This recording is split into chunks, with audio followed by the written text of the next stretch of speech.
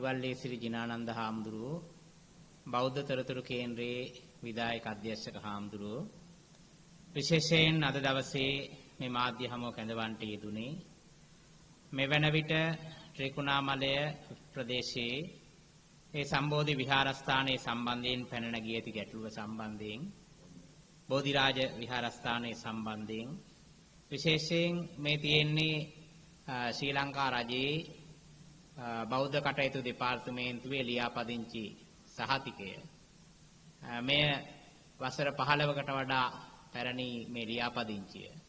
නමුත් විහාරස්ථානයේ 1956 පමණ තමයි ආරම්භ වෙලා තියෙන්නේ. එවැනි පැරණිතම විහාරස්ථානයක්. ඒ විතරක් නෙවෙයි මේ තියෙන්නේ දහම් පාසල ලියාපදිංචි කිරීම. මේ සියල්ල නීත්‍යානුකූලව සිදුවෙච්ච භූමියක, පූජා ඔප්පුවක් සහිත භූමියක. ඊයේ රාත්‍රියේ උදෑසන සිටම පොලිසිය විටින් විට කඩා වදිමින් මහ සංගරුවනට තර්ජනය කරන්නට යෙදුණා. පළාත භාර SSP වරයා පළමු කොට පැමිණ මහ සංගරුවනට තර්ජනය කරනවා ඔබ වහන්සේලා මොන දේ කරත් අද රෑ වෙද්දි මම මේක කඩලා ඉවත් කරනවා කියලා. ඊට පස්සේ රෑ වෙද්දි අඳුර වැටෙනකන් ඉඳලා හිටිය මහ සංගරුවන ප්‍රදේශවාසී මහ සංගරුවන ඉවත් වෙනකන් ඉඳලා මැර හමුදාවක් එක්ක සිවිල් පිට පැමිණෙන SSP වරයා තමන්ගේ කැරණි මර්ධන එකකත් කැඳවලා භික්ෂුන් වහන්සේලාට පහර දීලා උන්වහන්සේලා රෝහල්ගත වෙන තත්වයට අසාධ්‍ය මට්ටමටපත් වෙනකම් පහර දීලා මුතු කුඩාදී පූජා භාණ්ඩ කඩලා විනාශ කරලා තමයි බුදු පිළිම වහන්සේ පැහැරගෙන යන්නේ. එවන් පසුබිමක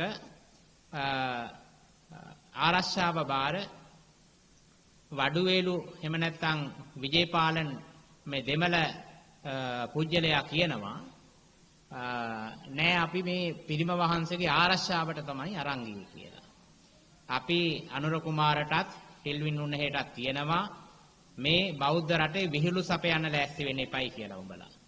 මොකද මේක 1815 ගිවිසුමේ ඉඳලා මෙතෙක් මේ රටේ විවස්ථාපිත නීති රීති හැම එකකින්ම විදේශිකයන් පවා පිළිගත්තා. මේ රටේ විහාර දේවාල ගම් ආරක්ෂා කළ යුත්තේය. එහි පරිවාර භික්ෂුන් වහන්සේ ඇතුළු පිරිස ආරක්ෂා කළ යුත්තේ කියන මේ වගන්ති කරුණු කාරණා. වර්තමාන විවස්ථාවෙන් බුදුදහමට ප්‍රමුඛ ස්ථානයේ සපයන්නේ ආරක්ෂා කොට පෝෂණය කරන්න මේ රටේ ජනාධිපතිවරයාගේ ඉඳලා ග්‍රාම සේවක දක්වා ජනාධිපති ලේකම්ගේ ඉඳලා නිලධාරීන් හැටියට ගත්තොත් ග්‍රාම සේවක දක්වා බැඳිලා සිටිනවා. එතකොට පොලිස්පති බැඳිලා සිටිනවා. එතකොට එහෙම පොලිසියක් නියෝග දෙනවා රාසමාණික්කම්ගේ ඩයස්පෝරාවේ වමනාවට. එතකොට NPP මන්ත්‍රී අරුන් හේමචන්ද්‍රන්ගේ වමනාවට නියෝගයක් දෙනවා මේ පන්සල කඩලා විනාශ කරලා ගලවලා දාලා වික්ෂුන් වහන්සේ එලවලා දාන්න කියලා. එනිසා අපිට සැකයක් තියෙනවා ඊයේ පෙරේදා රජය ඇමරිකාව සමග යම්කිසි රහස් කිවිසුමකට එළඹුණා ප්‍රසිද්ධ කළ ආරක්ෂක කිවිසුමක් කියලා.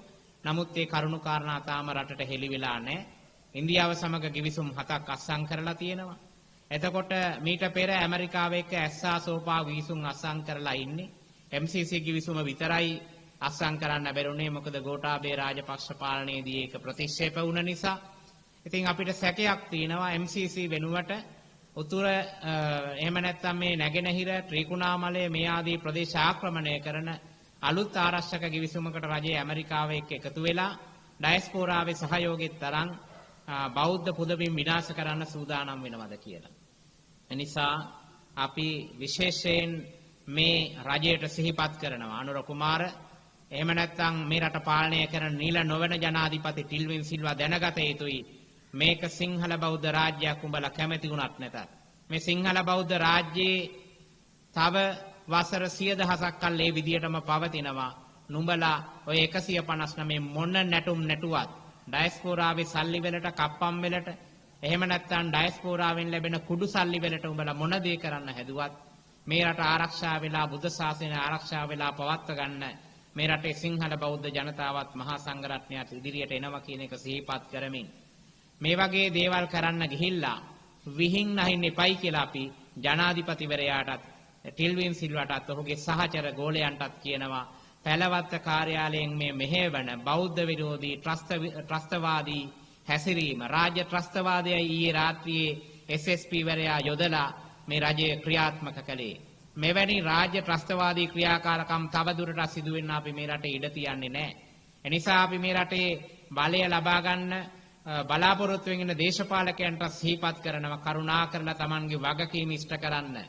අපි නුඹලව පාර්ලිමේන්තුවට යවලා තියෙන්නේ මේ රටේ බුද්ධ ශාසනය ආරක්ෂා කරලා පෝෂණය කරන්න, එහි මා ජනතාව මහ සංගරුවන ආරක්ෂා කරන්නයි.